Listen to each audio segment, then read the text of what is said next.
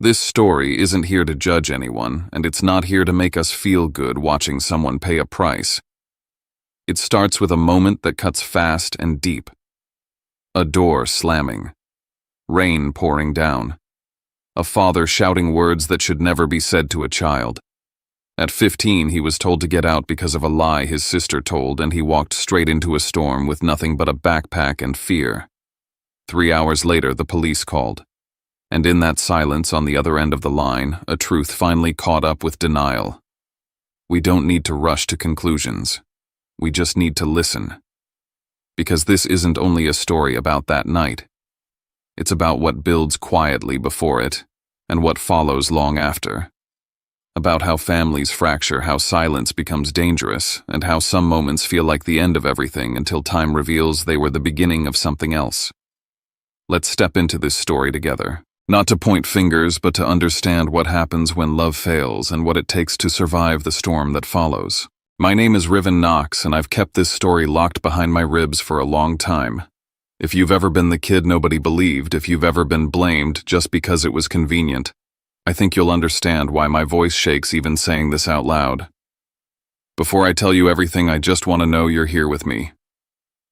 Drop a simple hi in the comments or tell me where you're watching from. Sometimes knowing someone is listening makes the difference between falling apart and making it through.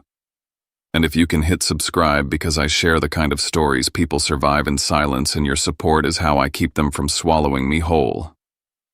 Thank you. And now, let me tell you everything. And when I say everything, I mean the part I've spent 15 years pretending doesn't still live in my body. I'm 30 now. Chicago address, Chicago, pace, Chicago paycheck. I'm the guy coworkers describe as steady, reliable, the one who never panics. I have a job that looks clean on paper, a routine that keeps my head quiet, a fridge that's always stocked because nobody can yank the floor out from under me anymore. From the outside, it's the kind of life people call fine. But there's a difference between fine and healed, and I've always known exactly where the crack is. I don't talk about my family. I don't even say their names out loud unless I have to.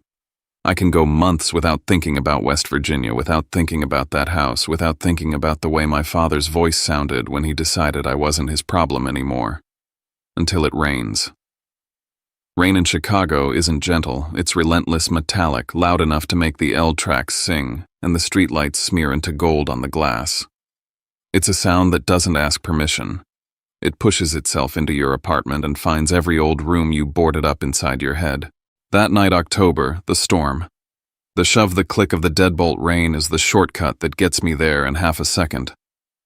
I was standing at my window watching it slide down the pane like a slow leak when my phone buzzed. Mavis Calder, my grandmother.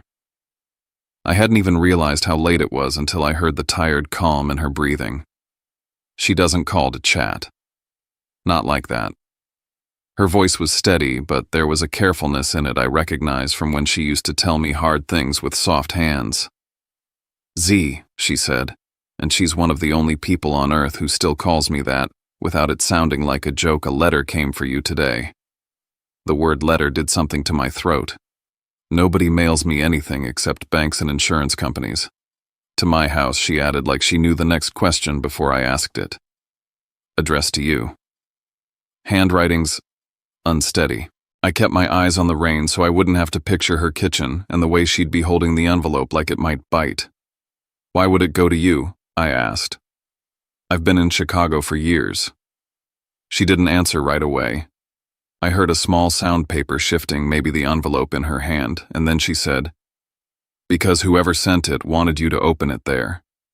That was the first time my stomach dropped. Not because of what the letter might say. Because of what it might be trying to avoid. Who sent it I already knew, but I needed her to say it. She exhaled once, controlled. Gideon, she said. She never calls him your father. She calls him Gideon like he's a weather system you track, not a man you love. It's from a care center in Ohio County, Cedar Grove. I felt the room tilt just slightly, like the floor remembered before my mind did. Gideon Knox, Cedar Grove Care Center. The kind of place where time doesn't pass, it drains. He wants what I said, and my voice came out sharper than I meant. He wants to see you, she said. He says he's not got much left. The rain hit the window harder as if it had an opinion. I swallowed tasted old metal. Send me a picture, I said, but I hated myself for it immediately, like I was asking for proof that a ghost was real. No, Mavis said. You need to read it, not zoom in on it. Come this weekend, or I can forward it if you can't. She didn't say the part she didn't have to, if you can't handle being back here. I'll come, I heard myself say, and I wasn't sure if it was courage or reflex. Mavis didn't push.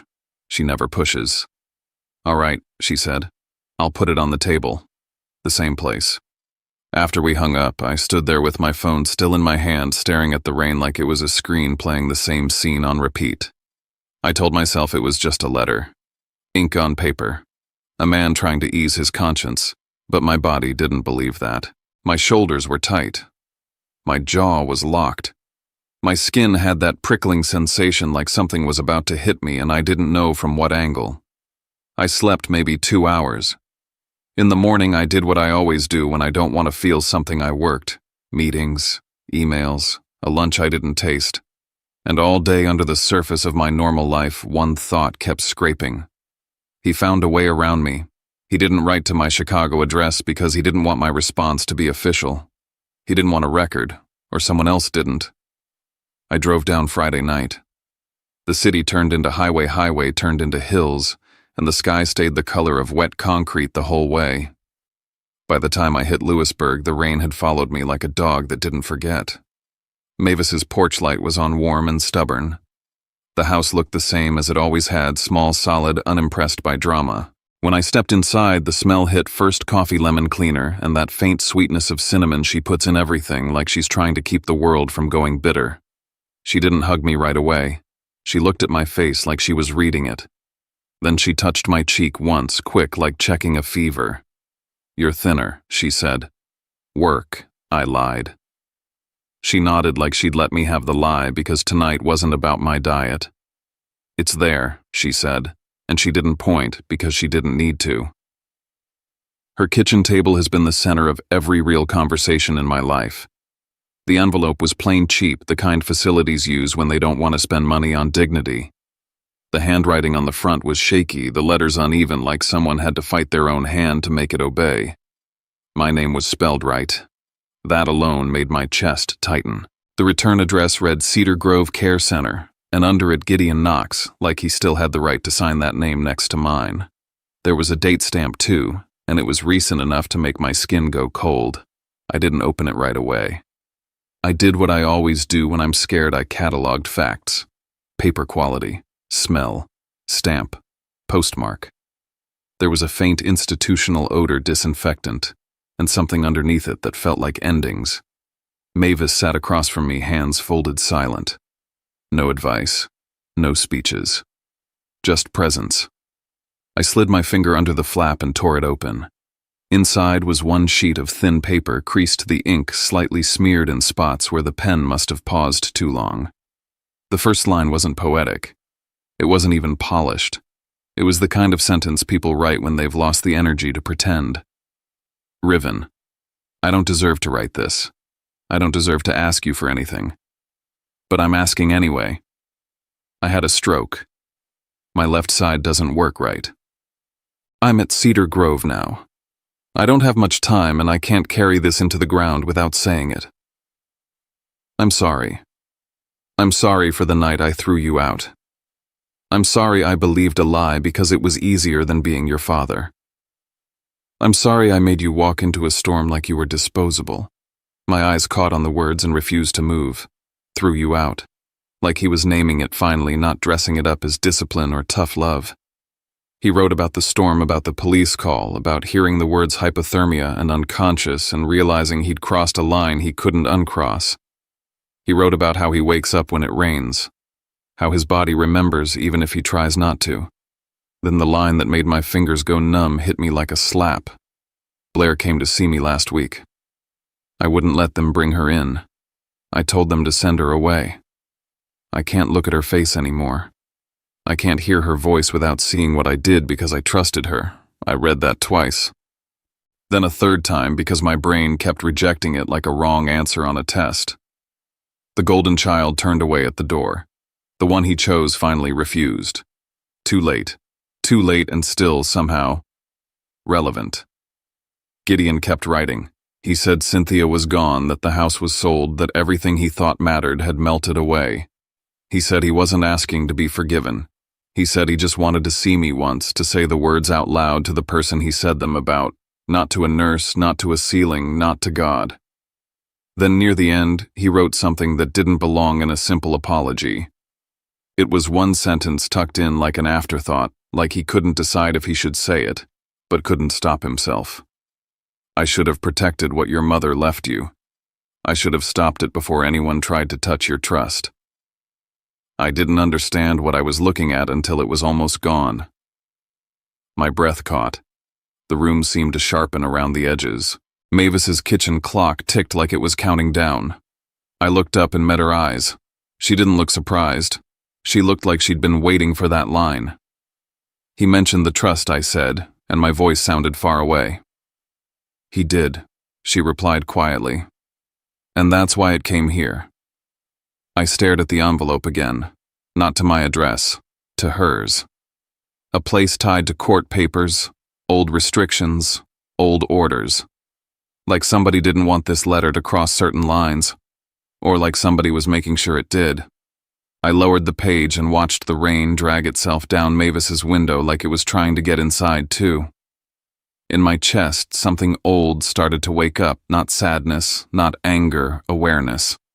If Gideon was finally writing about the trust, then he was either trying to confess to something bigger than abandonment, or he was trying to warn me. And either way, it meant the story I thought ended in a courtroom 15 years ago still had a loose thread. I folded the letter carefully, the way you fold something you don't want to tear even if you hate what it says. If I go, I said more to myself than to Mavis, I'm not going to reunite with him. Mavis nodded once. I know. I'm going to close a file, I said.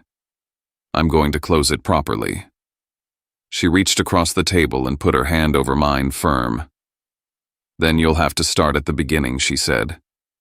And the rain answered for her harder now, like it wanted to push me backward through time. Because the truth is that storm didn't start in October. It started the day my mother died, the day the house went quiet, and my sister learned what power looks like when nobody's watching. In Briar Hollow, grief didn't arrive like a dramatic scene. It seeped in. It changed the air first. The smell of my mom's shampoo vanished from the hallway. The music she played on Sunday mornings stopped. The kitchen stopped producing warmth and started producing noise, microwaves, canned soup plates set down too hard. My mother died when I was 10. The town said the right things. Casseroles appeared. People from church hugged us until my ribs hurt. And then, like they always do, they went back to their lives. Inside our house, the lights still turned on, the bills still got paid, but something essential unplugged. My father didn't fall apart in a way that looked like heartbreak. He fell apart like a machine that lost its purpose. He went to work, came home, sat in his recliner and stared at the television like it was a window he could crawl through to avoid being present. The recliner became his religion, his hiding place, his excuse. If he stayed still enough, maybe nobody would ask him to do the hard parts of being a parent. That's the kind of collapse people don't recognize until it's too late, because it doesn't make noise. It just leaves space. And space always gets filled. Blair filled it. She was 14 when Mom died, old enough to understand what was happening, and young enough to get praised for doing what should have been an adult's job. She started making dinner. She signed permission slips. She called in my dentist appointments. She learned the rhythm of the household the way a good actor learns a script, what to say, when to say it, how to make it sound like love. My father ate it up. He praised her constantly out loud like he wanted to make a monument out of her effort so he wouldn't have to look at his own absence. I don't know what I'd do without you, he'd tell her. You're keeping this family together. You're so mature. He said it in front of me like it was normal. Like it wouldn't plant something in the ground between us. I was 10. I didn't have language for it yet, but I felt the rule form Blair equals relief. Riven equals work. If Blair smiled, the house felt stable. If I had a problem, the house felt heavy. That's not a personality flaw. That's a system. Blair became the person my father could lean on without feeling guilty because leaning on her looked like gratitude instead of neglect. Nobody asked if she was okay. Nobody asked what it did to a teenager to become the parent in the room. They just clapped. And Blair learned fast that applause is a kind of currency. At first, she did things that looked helpful. She reminded me about homework.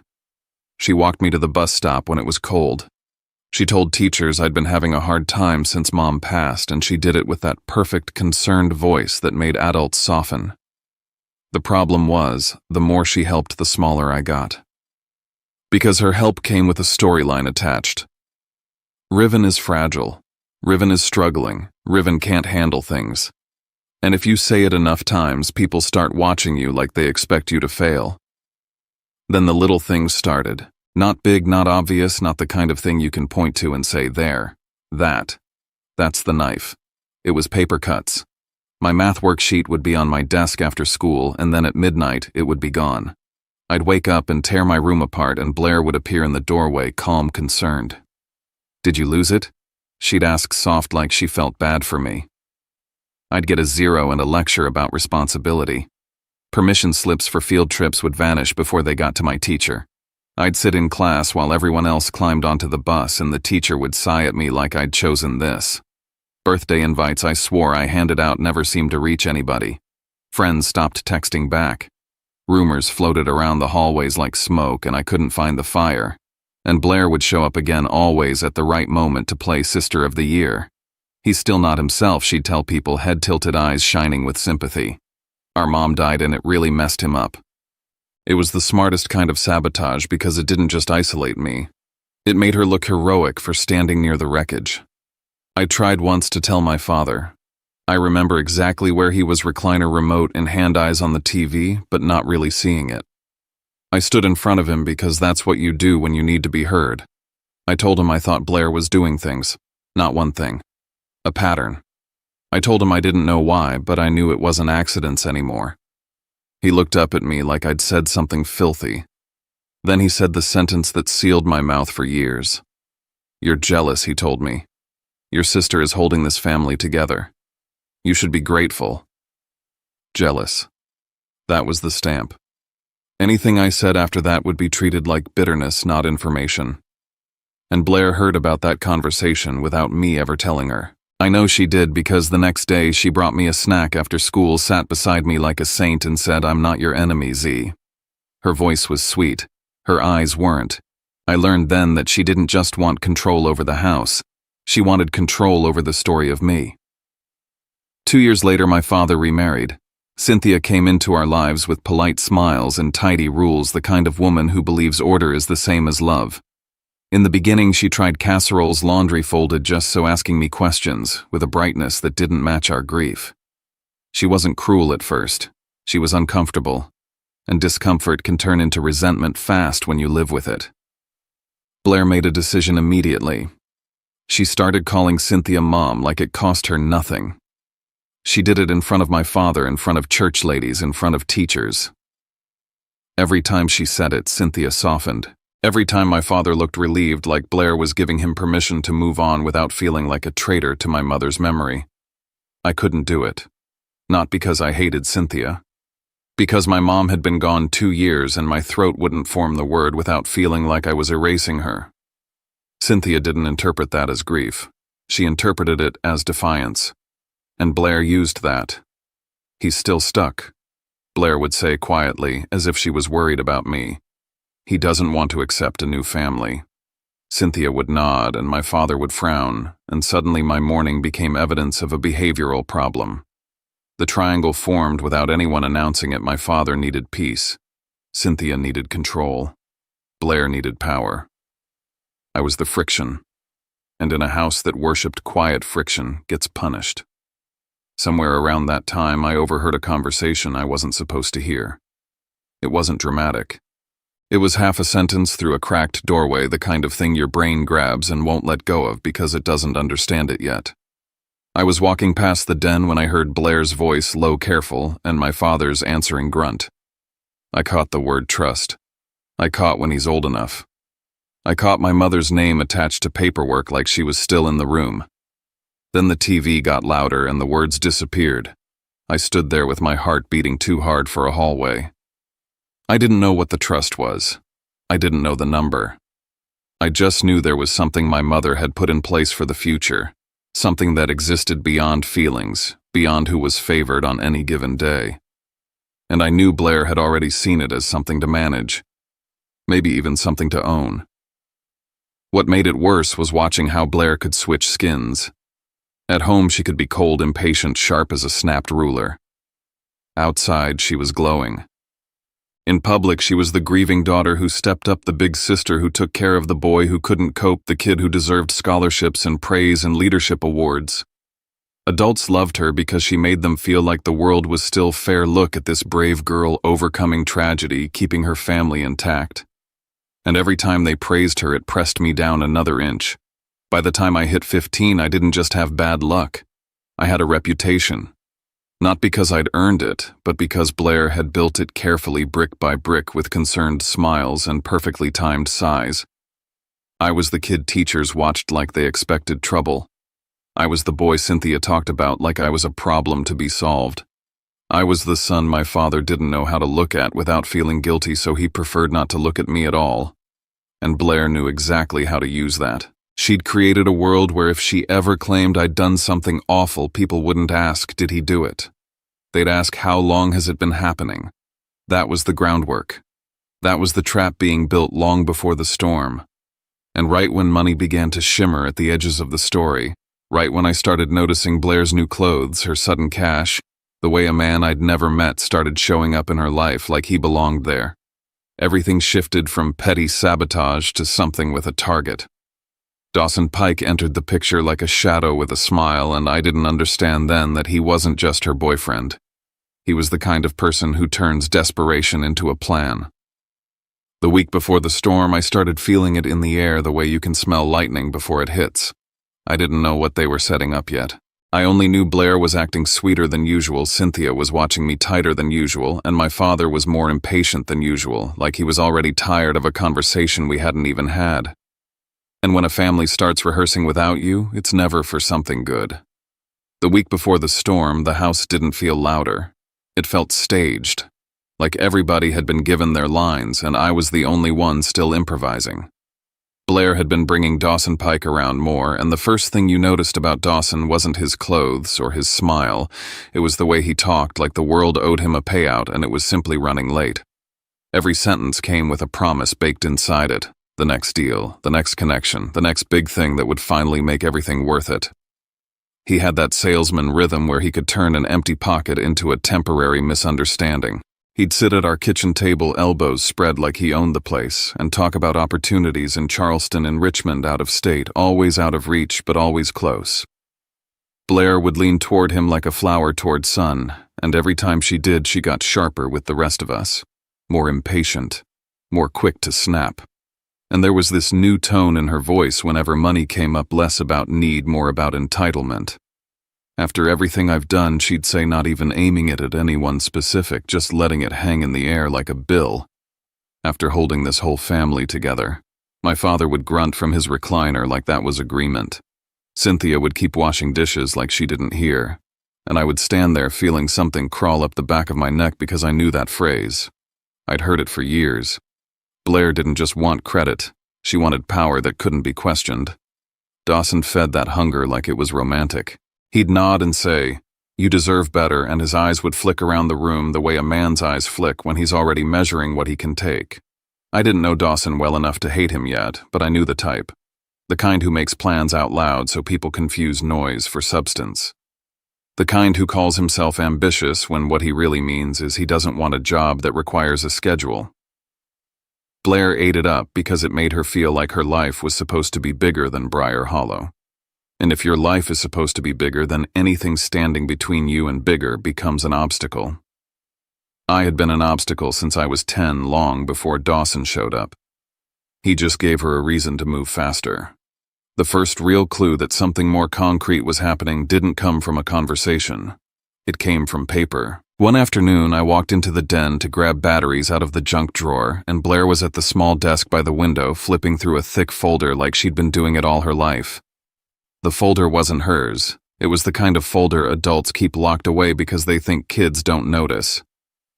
She snapped it shut the second she saw me, but not before my eyes caught a few words on a page. Trust. Guardian. Before 21. I didn't understand the legal language, but I understood the shape of it. It wasn't a love letter. It was a mechanism. It was my mother reaching past death to put structure around our futures. And Blair's hands were on it like it belonged to her. That night, I replayed the words in my head until they started to feel like a threat. Guardian. Before 21. I thought about what my father had said to me 100 times whenever I needed something that required effort. You make everything harder. You exhaust this family. I started to understand how those sentences could be repurposed into something official.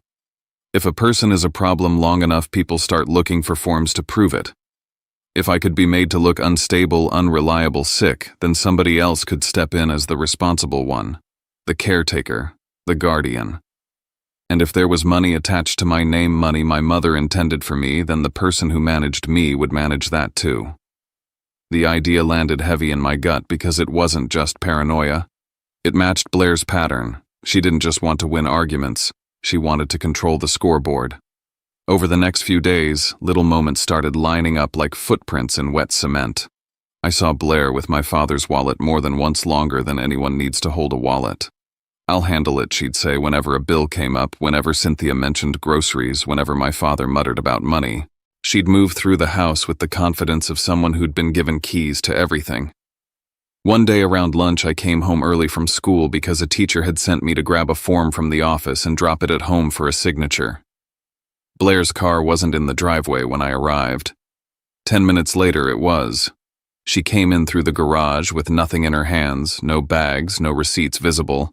But her energy was wrong too, charged, too pleased with herself. She brushed past me like I wasn't there, went straight into my father's room, and I heard the soft click of a drawer and the whisper of paper. Cynthia glanced down the hallway, once saw Blair going in and out, then went back to wiping the counter like it was normal. Like Blair had permission. The more I watched, the more one fact kept presenting itself in that house. Blair was the only one with access to the numbers. My father's PIN, his card, his signatures. Cynthia's quiet compliance. My father had handed Blair the role of financial gatekeeper years ago because it made his life easier. Which meant if money ever showed up somewhere it shouldn't, Blair could blame anyone she wanted, and my father would accept it because he didn't want to admit he'd given a teenager control over his adult responsibilities. It also meant that if Blair needed cash to appear in my space, she had the simplest method in the world. She didn't need magic. She needed an ATM. And then came the morning of October 14th, a day that started so normal it still makes me mad. I woke up thinking about a quiz about whether I'd have time after school to stop by the library about nothing important. The air outside was heavy, the kind that makes you feel like rain is waiting on a signal. Cynthia made toast. My father barely looked up from his recliner.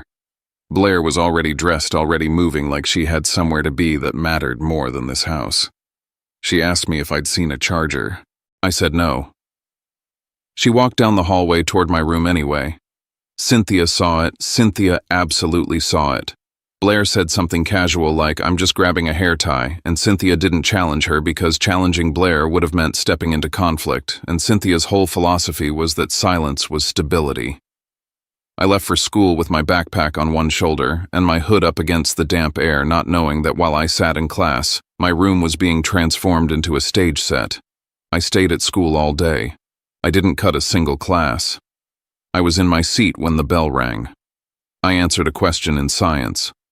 I passed a note to a friend. I existed in a place full of witnesses, completely unaware that those witnesses were going to become the only thing that saved me later. By the time I got home, the storm had begun to build.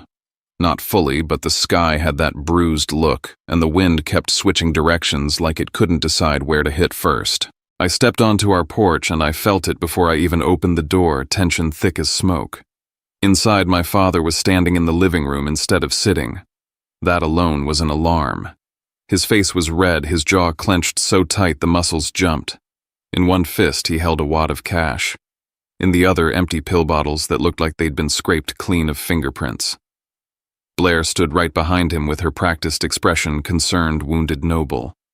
Cynthia hovered in the kitchen doorway, arms crossed, lips pressed together like she'd been standing there rehearsing neutrality. My father didn't let me set my bag down. "Where is it?" he barked. I blinked, confused. "Where is what?" He thrust the money forward like it was evidence in court. "This," he said. "You've been taking it. Don't play dumb." Blair's voice slid in smoothly soft like a lullaby. "Dad, please don't yell. He's scared."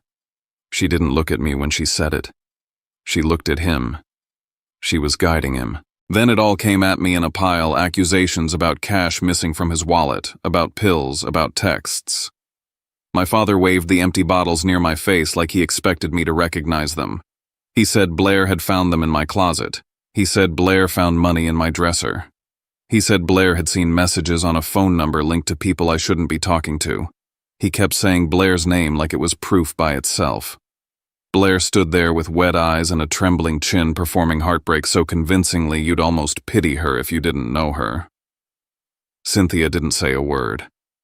I tried to speak, tried to deny it, tried to ask why he was holding empty bottles like that proved anything. But my father's eyes weren't on me the way a parent looks at a kid.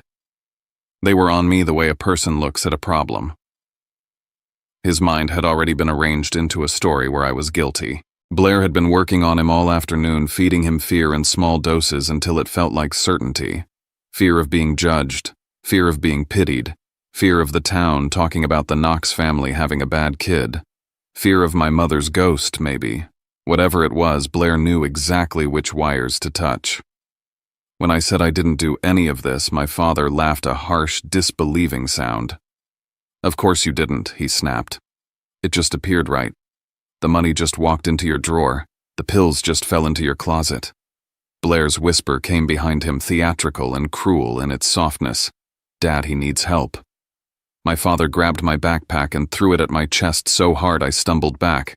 The strap cut into my shoulder. Books shifted inside like they were bracing too. Then he seized my arm and dragged me toward the door. I felt his fingers bite into skin. Cynthia didn't move. Blair watched with a look that wasn't concern anymore. It was triumph she couldn't fully hide. He yanked the door open. The first sheet of rain slapped my face like an accusation. The wind shoved cold air into the house. Thunder muttered somewhere distant warning without mercy. My father leaned close enough that I could smell his aftershave mixed with anger, and he shouted the sentence that will live in my head until the day I die. "Get out of my house, I do not need a sick daughter." He said daughter like it was a word meant to humiliate, like it was the final label that erased everything else about me. Then he shoved me onto the porch hard and the door slammed behind me. The deadbolt clicked. I stood there for a moment with rain pouring down my face, my backpack heavy against my chest, my arm burning where his fingers had been. I waited for the door to open. I waited for Cynthia to say this was too much. I waited for Blair to pretend she had a conscience. Nothing happened. So I turned around. I didn't beg. I didn't pound the door. I walked down the steps into the storm, and the sound of my sneakers hitting wet wood was the last sound of that house I ever wanted to hear again. I didn't have my phone. I didn't have money. I didn't have a coat. I had a backpack with schoolwork and a half-eaten snack, and I had a single thought that felt like a thread I could hold on to Mavis. If I could get to my grandmother, I could survive the night. Route 60 was waiting beyond our street like a long, dark line, and I started walking toward it, not knowing that the second I stepped off that porch, the clock began counting down to a call that would bleach my father's face clean. At first I told myself it was just miles. Distance. Something you could chew through one step at a time if you didn't think too hard. I aimed my body toward Route 60 because it was the only direction that made sense, the only road that could take me away from that door and toward someone who might actually care if I lived. Rain came down in sheets, soaking my hair, my clothes, my backpack. Within minutes, everything on me clung like a second skin. Water found its way into my sneakers and stayed there, cold and heavy, turning each step into something squishy and wrong. The wind kept pushing at my shoulders as if it wanted to turn me around. I kept going anyway. Route 60 at night doesn't feel like a road. It feels like a boundary. The kind of place where headlights slice the dark and disappear, where the world around you is mostly trees and wet emptiness. Cars passed without slowing, spraying water that hit me like additional punishment. I tried to keep my breathing steady, tried to focus on landmarks the way you do when you're scared, mailbox sign, curve in the road, another mailbox, anything to keep the distance from turning into infinity. My hands started to sting, then tingle, then fade. The cold moved in stages like it was taking inventory. First my fingers, then my toes, then my cheeks. The rain wasn't the worst part. The worst part was how quiet my thoughts became after a while, like my brain was conserving energy by shutting off fear. That's what people don't tell you about hypothermia. It doesn't always feel like panic. Sometimes it feels like relief, like sleep. I kept telling myself I just needed to reach Mavis's house. I pictured her porch light. I pictured the smell of coffee. I pictured her voice saying, "Get inside." I used those images like fuel. But the longer I walked, the more my body started making suggestions I didn't like. Sit down for a minute. Lean against something. Just rest your legs. It sounded so reasonable. It sounded like self-care. It sounded like the kind of thought people have right before they don't get back up. The road stretched, and at some point there were no houses anymore, just darkness and the reflective shine of wet asphalt. My teeth started chattering so hard my jaw ached. My shoulders were shaking beneath my soaked sweatshirt. I tried to clench my hands into fists to keep blood moving, but I couldn't feel my fingers well enough to know if they were actually clenched.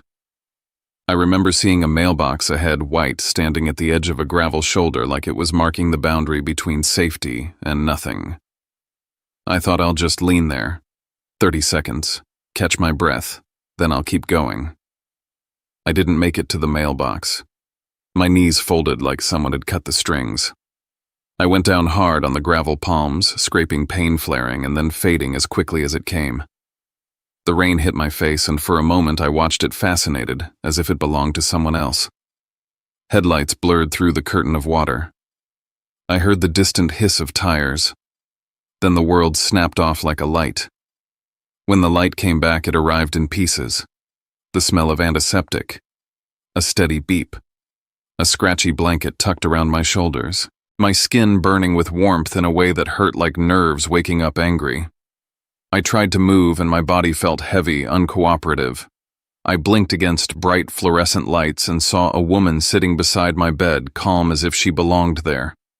She had a rain jacket draped over the back of the chair and wet hair pulled into a tight knot. Her eyes were sharp awake, the eyes of someone who notices details other people miss. "Hey," she said quietly, like she didn't want to spook me. "There you are." My throat felt like sandpaper. "Where am I?" I managed. "Greenbrier Valley Medical," she replied. "You scared the hell out of me." I tried to lift my head and winced. "Who are you, Harper Lattimore?" she said. "I found you." "Found you."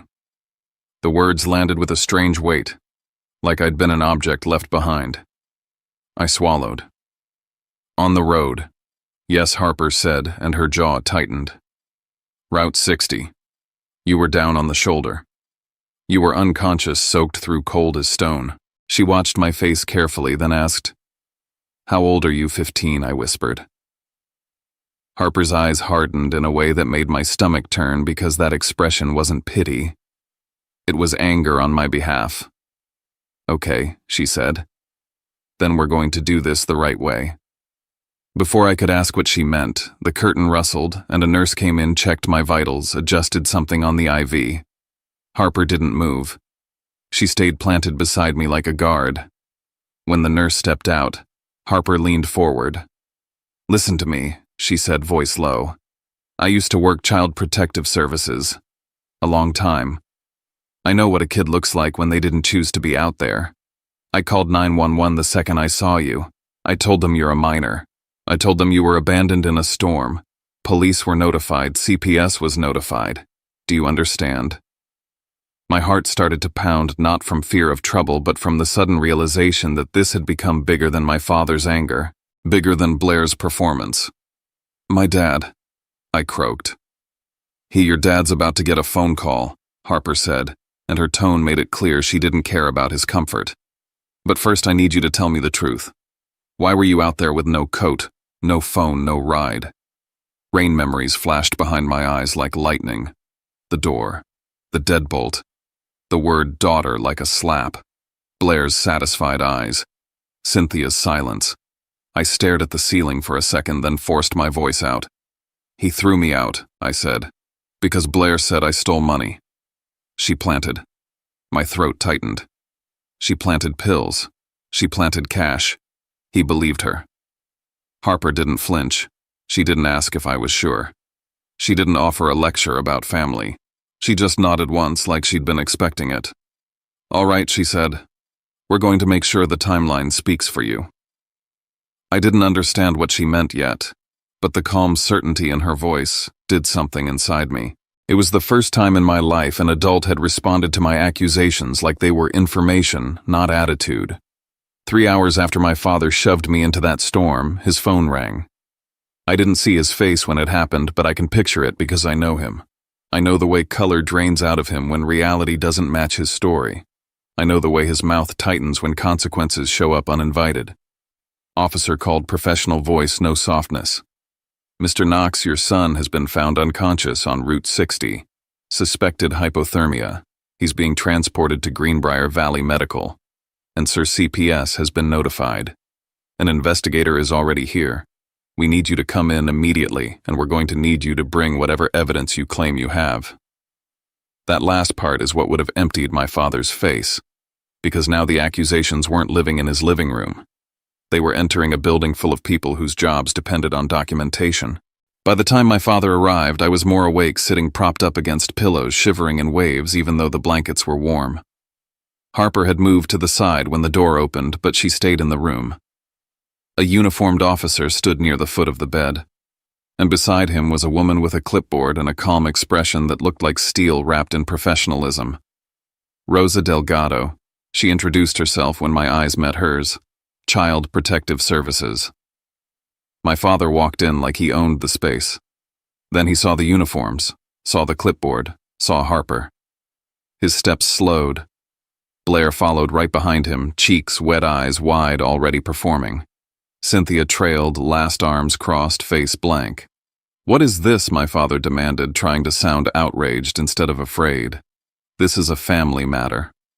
Rosa didn't react to his tone. She looked at him the way a person looks at a form they're about to fill out. "A minor was found unconscious in severe weather with no coat and no phone," she said evenly. "That makes it a legal matter. We need to understand how he ended up there." Blair stepped forward immediately, voice trembling. "He's been having problems," she said. "We tried to help him. Dad tried." We found Rosa lifted a hand slightly. Not rude, just final. "I'm going to ask questions," she said. "I need direct answers. Then you can add context." She turned to my father. "What time did you last see Riven in the home?" My father hesitated. "After school," he said. "He came in, and what time?" Rosa repeated. My father blinked like he wasn't used to being pinned down by specifics. "Around 4, he muttered. Rosa wrote it down. "What time did you expel him from the home?" Blair inhaled sharply like she wanted to answer. Rosa didn't look at her. My father said, "It was raining." "I told him to leave because," what time, Rosa said again, and her voice didn't rise, but it didn't bend either. My father swallowed. "A little after 5, he said." Rosa wrote. Then she asked the questions Blair couldn't control because they weren't about morality. They were about data. "Who has access to your bank card?" Rosa asked. My father frowned. "Why does that matter?" "Because cash appeared in a minor's dresser and you are alleging theft," Rosa replied. "So we need to know who could have withdrawn that cash." My father opened his mouth, closed it. "Blair helps with bills," he admitted. Rosa's pen paused. "Does Blair know your pin silence?" Blair's eyes flicked toward Cynthia for half a second. Cynthia stared at the floor. My father's face tightened. "Yes," he said, finally. Rosa nodded once as if she'd expected that answer. She turned her attention to Blair. "When did you find the items you reported?" Blair's voice went syrupy. "Today. I was cleaning and I noticed Rosa cut in gently but firmly." "What time today?" Blair hesitated, eyes darting like she was looking for the right lie. "Midday," she said, "before he got home." Rosa wrote again. Then she asked who entered Riven's bedroom today before he came home from school. Blair's mouth parted. Cynthia's shoulders stiffened. My father looked confused, like he'd never considered that question mattered. Blair began. Rosa's gaze moved to Cynthia. "Did you see Blair enter his room?" Cynthia swallowed. She said she was borrowing something," Cynthia murmured. Rosa's eyes slid back to Blair. "What did you borrow?" Blair's face tightened for a fraction of a second before she rearranged it into concern. "A charger," she said. "A hair tie. I don't remember." "It was nothing." Rosa's expression didn't change, but I felt the room shift. This was the first time I'd ever watched Blair's script get pulled apart, not by argument, but by sequence. Who, when, where, how. Every question forced her to choose a specific lie instead of floating on vague emotion. My father tried to reclaim control. "You don't understand," he insisted. "He's been." The officer at the foot of the bed spoke for the first time. "Sir, your son was found unconscious in hazardous conditions. That's not a discipline issue anymore." Blair's eyes flashed with panic and she covered it fast, turning it into tears. "We were trying to help him," she whispered. Rosa looked at me then directly. "Riven," she said, voice steady. "Do you feel safe returning to that home tonight?" My throat tightened. The word safe felt unreal. I glanced at my father, at Blair, at Cynthia. I saw the porch again. The deadbolt, the rain. "No," I said. "I don't." Rosa nodded. "All right," she said. "Then we're not sending you back." That's when the door opened again, and the air in the room changed. My grandmother, Mavis Calder, stepped in like a force of nature in a raincoat. She's not tall, but she doesn't need height. Her presence is enough. She took one look at my father and positioned herself between him and my bed without hesitation. "That's my grandson," she said, voice flat and dangerous. "You don't touch him." My father tried to protest. "Mavis, you don't know what." "Oh, I know exactly what you are," she snapped. Then she looked at Rosa. "What do we do to keep him out of that house tonight?" Rosa's tone softened, slightly respectful. "Emergency placement," she said. "If you're willing, we can pursue temporary guardianship through the court." Mavis didn't blink. "I'm willing," she said, "and I want it tonight." She turned to the nurse. "Get me whoever I need to sign, and get me a phone." The nurse hesitated, startled. Mavis's stare solved it. The nurse left. My father's face went pale in a new way. "You can't just take him," he said, but his voice lacked conviction now because there were uniforms and clipboards and procedure wrapping around his authority like chains. Mavis leaned in close enough that only he could hear, but I heard anyway because the room was quiet. "You threw him into a storm," she said. "You don't get to pretend you're the injured party." Rosa stepped slightly aside and spoke into her phone, quiet but quick, arranging things. I caught a name when she said it. Miles Keene. Lawyer. After-hours emergency contact. The kind of person Mavis didn't call unless she was going to war. When Rosa finished the call, she looked at me again. "I'm going to request bank records and surveillance," she said. "First thing in the morning. I'm going to lock down the timeline." She glanced at Blair without emotion. "Because what you presented tonight has a lot of moving parts, and moving parts leave trails." Blair's lips parted, but no sound came out. Cynthia stared at the wall. My father looked like a man watching his world become paperwork. Mavis squeezed my hand carefully, like she was reminding me my body was real and still here. "You're coming home with me," she said. I wanted to cry. I wanted to sleep for a year. Mostly I wanted the rain to stop living inside my bones. As they prepared the discharge plan and the emergency placement forms, Rosa's voice stayed in my head, calm and precise. We're going to lock down the timeline. For the first time, Blair's power wasn't in her performance. It was in whether her story could survive timestamps. And as I lay there under harsh hospital lights, shivering, exhausted, alive, I understood something that made my stomach flip with fear and hope at the same time. The real fight was just beginning, and this time it wouldn't be won by whoever cried best. Living at my grandmother Mavis's house felt like being reintroduced to rules that actually existed to keep someone alive. The first 2 days after the hospital, nothing happened except recovery. Eat, drink water, sit near the heater until the shaking stopped. Sleep without fear of being woken up by shouting. Mavis didn't ask questions right away. She understood something most adults never did when I was a kid: a body comes before a story. Only after my skin stopped burning with leftover cold did she slide a yellow legal pad across the kitchen table and say, "Now we write it down." Not feelings, not explanations. Facts. Time. Sequence. Words said exactly as spoken.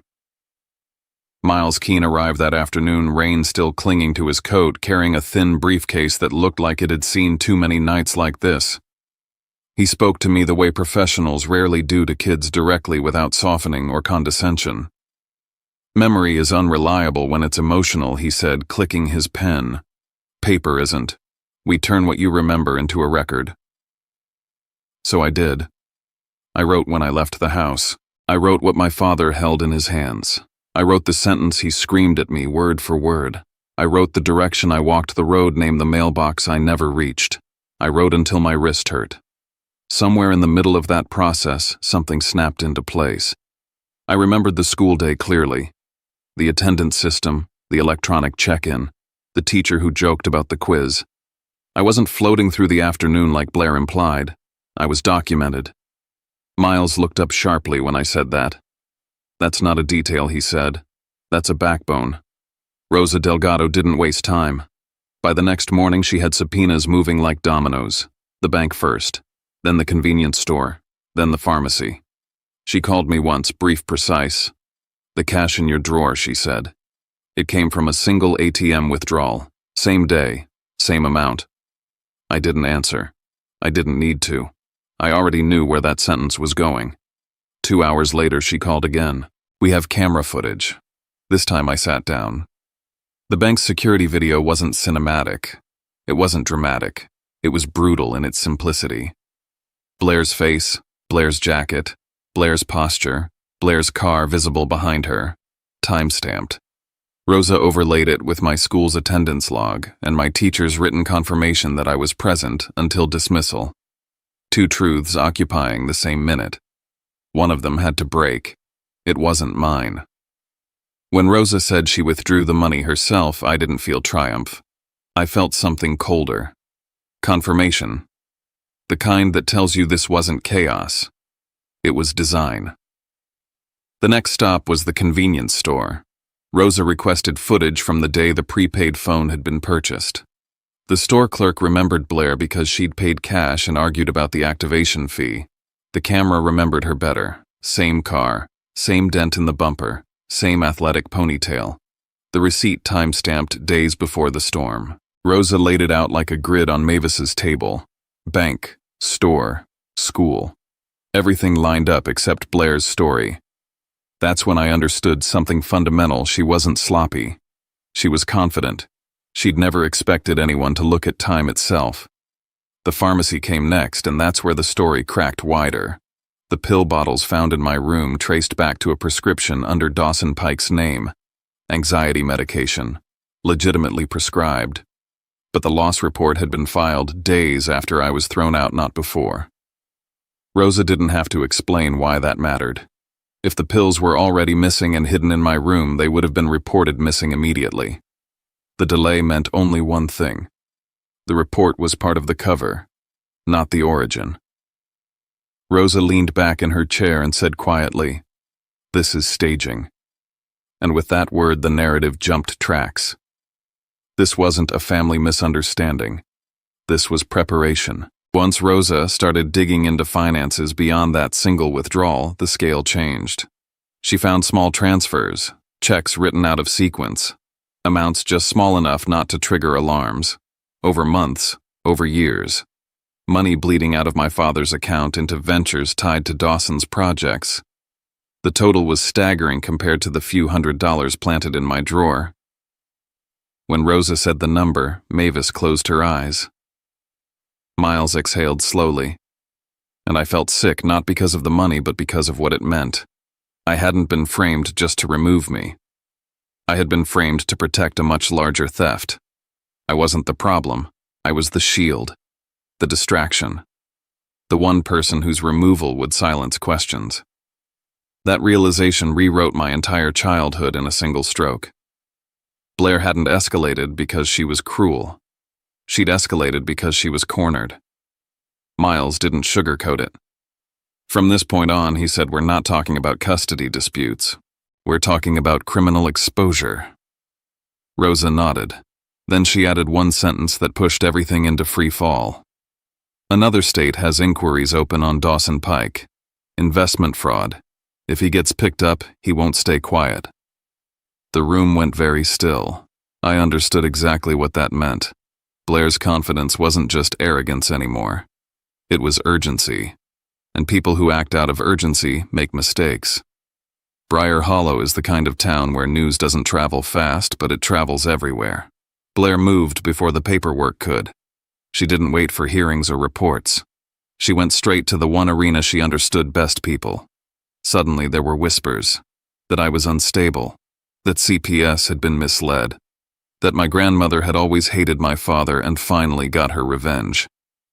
I could feel eyes on me when Mavis took me to the grocery store. I could hear conversations pause when I walked past. Blair knew exactly which buttons to press because she'd spent years installing them. And for a moment it worked. Doubt is easier than evidence when you don't want to believe something ugly about someone you've praised. Then the message came. No name. Just a sentence sent to Mavis's phone. Stop pushing this, or people will remember what kind of kid he really is. I stared at the screen until the words blurred. It wasn't a threat of violence. It was worse. It was an attempt to erase me again. Miles took the phone, screenshot everything, and said calmly, "Good. This helps us." He explained how intimidation mattered, how pressure revealed motive, how silence was never the right response when someone tried to scare you into it. My father tried to come around next, calls at odd hours, messages that sounded caring on the surface and panicked underneath. He said he was worried. He said he missed me. He said we should talk privately. Miles shut that down immediately. No direct contact, he said. Not for your safety. For the record. Every unanswered call stacked evidence higher. Watching my father flail wasn't satisfying. It was clarifying. He wasn't trying to protect me now. He was trying to protect himself. Cynthia started to crack under the weight of it all. She didn't suddenly become brave or righteous, but her certainty dissolved. She stopped defending Blair outright. She started asking Rosa questions she should have asked years earlier. That hesitation mattered. In therapy, fragments started surfacing. Not new memories. Old ones finally allowed to speak. I remembered Blair in my room that morning holding something small, cylindrical. I couldn't swear what it was, but the image stuck. Miles wrote it down not as proof but as alignment. Something to be tested against other facts. That was the difference now. Nothing stood alone. Everything waited to be confirmed. Rosa and Miles tightened the perimeter. Preservation orders. Data holds. Updated protective measures. A teacher came forward unprompted to confirm my attendance. A neighbor mentioned seeing Blair's car near the bank midday. Small confirmations. Unremarkable by themselves.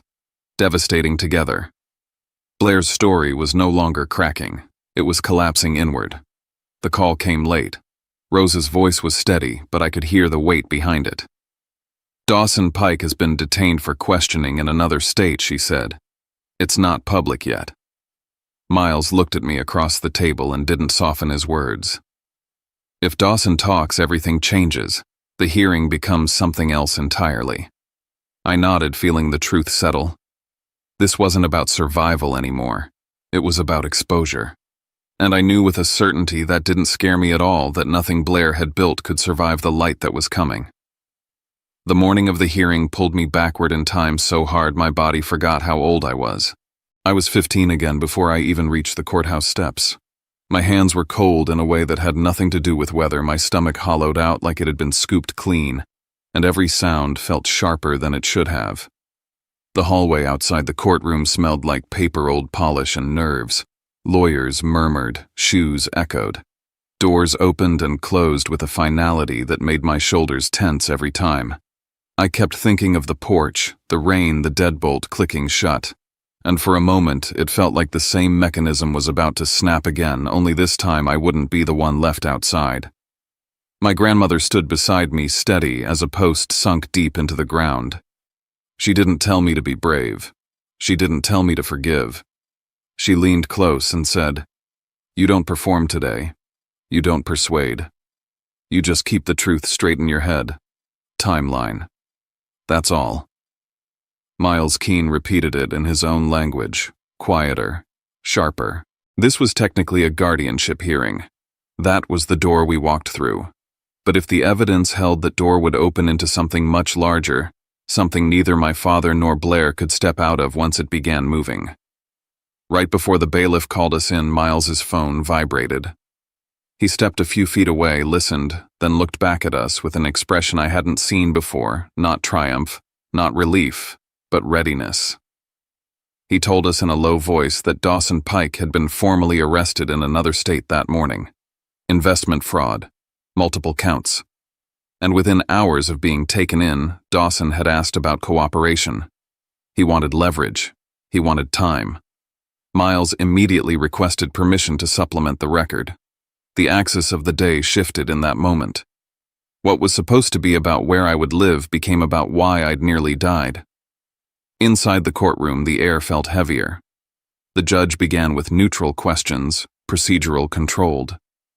Rosa Delgado laid out the facts without emotion. A minor expelled from his home during severe weather, found unconscious on a public road, hospitalized with hypothermia, placed under emergency care. My father sat stiffly at the defense table, jaw-locked, eyes forward. Blair sat beside him, posture perfect, hands folded, already wearing the expression she'd practiced, concerned, wounded, reasonable. Cynthia was there too, quieter than usual, eyes flicking between faces like she was trying to calculate where safety had moved. When my father's attorney spoke, the old narrative came out almost unchanged. I was troubled. The family was overwhelmed. They had tried. Blair had tried the hardest. Listening to it felt like watching someone read from a script I'd memorized against my will. But this time, the script didn't land in a living room. It landed under oath.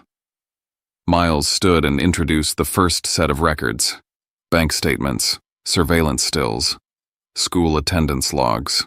He didn't raise his voice. He didn't editorialize. He placed times on the table and let them collide. The cash found in my room came from a single ATM withdrawal. The timestamp was clear.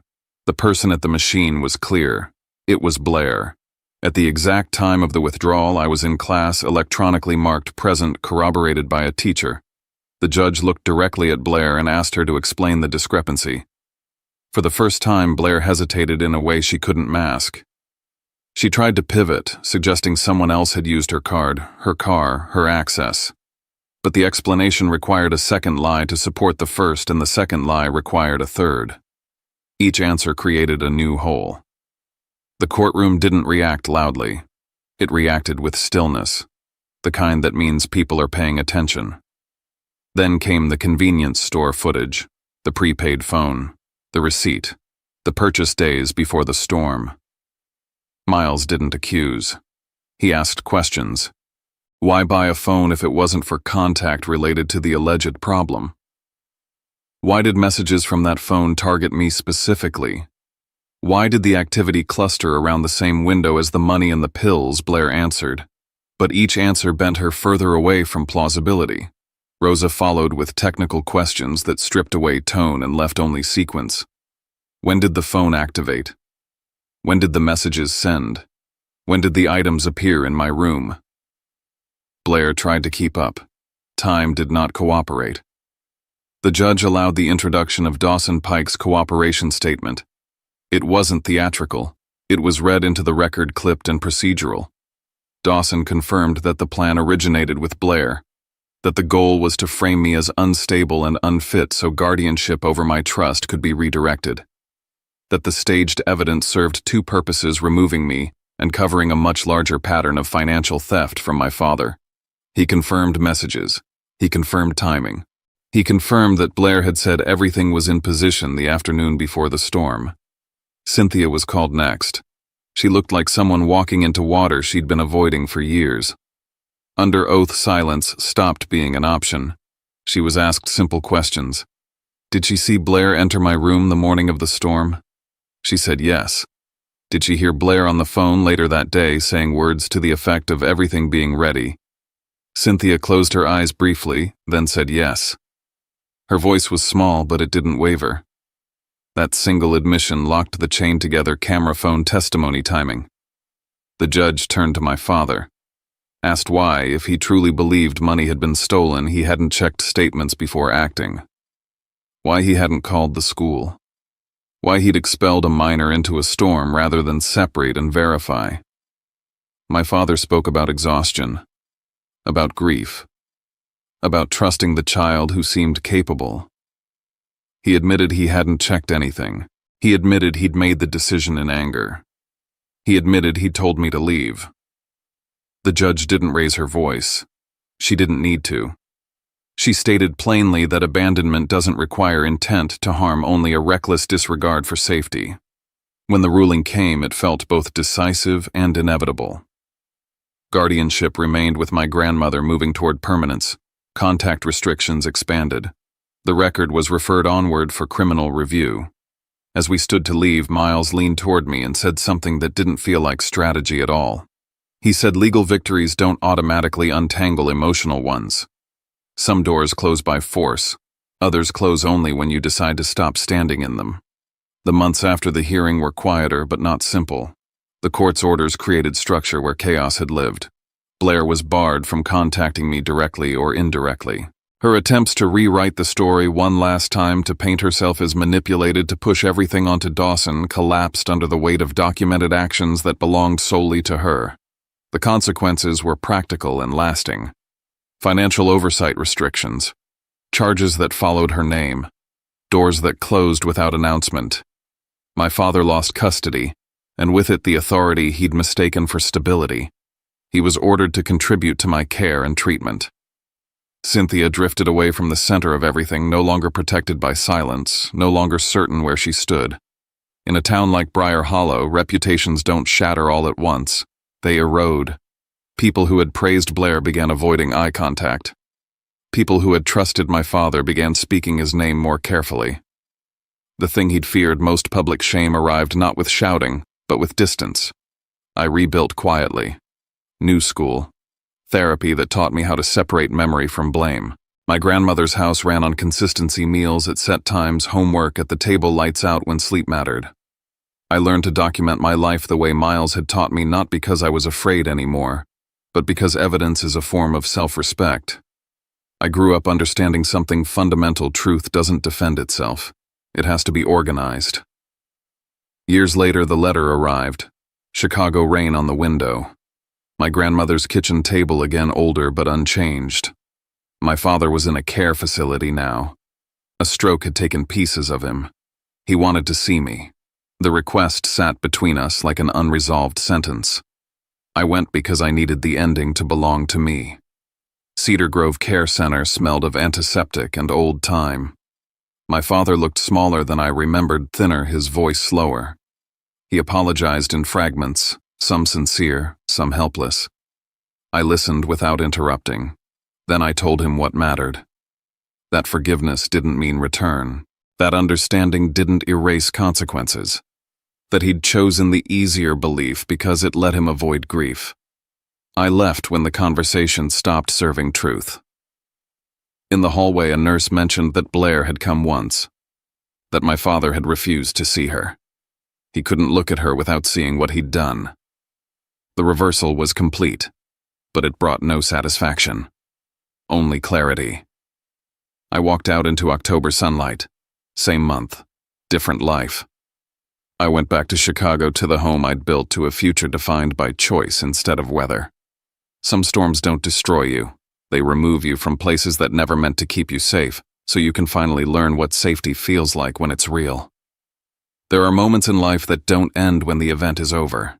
They stretch forward quietly, shaping how you breathe, how you trust, how you decide whether a room feels safe or not. For a long time, I thought surviving that night was the hardest part. I was wrong. Living afterward, learning how not to flinch at raised voices, how not to apologize for existing, how not to brace myself for doors slamming, took far longer. What happened to me didn't just teach me what cruelty looks like. It taught me how easily cruelty can hide behind words like family responsibility and good intentions.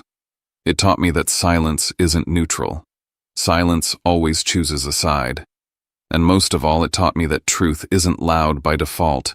It doesn't win just because it deserves to. It wins only when someone is willing to hold it steady long enough for others to really see it. For years, I carried a quiet fear that if people knew everything, every detail, every accusation, every mistake made around me, they would decide I was too complicated, too damaged, too much trouble. That fear kept me small. It kept me careful. It kept me polite when I should have been honest. What I learned slowly and painfully is that the right people don't ask you to simplify your pain so they can digest it more easily. They don't rush you toward forgiveness to make themselves comfortable. They don't tell you to move on when the wound is still open. The right people sit with you in the discomfort and let the story exist in its full weight. They understand that healing isn't about forgetting what happened. It's about no longer letting it define your worth. If you're listening to this and parts of it feel familiar, I want you to know something clearly. What happened to you matters, even if no one protected you the way they should have. Even if the people who were supposed to stand up for you chose convenience over courage. Even if the truth took years to come out or never fully did. Your experience doesn't need to be validated by a courtroom or a confession to be real. You are not weak because it still affects you. You are not broken because it shaped you. You are still here, and that alone means more than you've probably ever given yourself credit for. Sharing this story isn't about reopening old wounds for drama or attention. It's about refusing to let silence be the final chapter. It's about creating space for conversations people avoid because they're uncomfortable, messy, and inconvenient. Abuse, manipulation, neglect, they don't always look the way movies portray them. Sometimes they wear calm voices.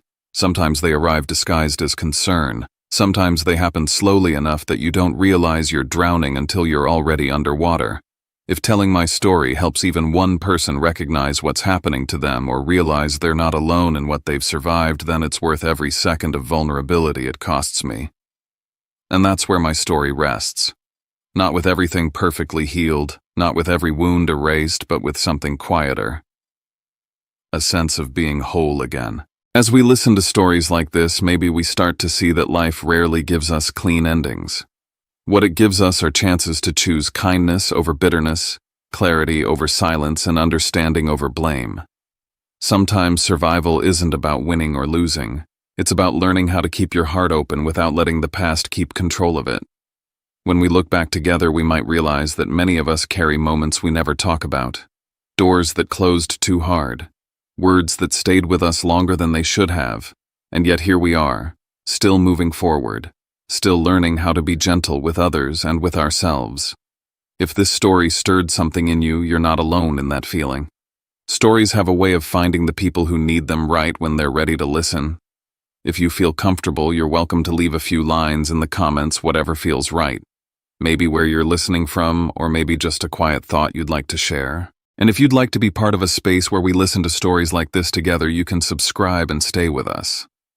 Not as an obligation, but as a way of sitting down side by side and reminding each other that being heard still matters. Thank you for spending this time with me. Thank you for listening with an open heart. Take care of yourself wherever you are, and I'll see you again.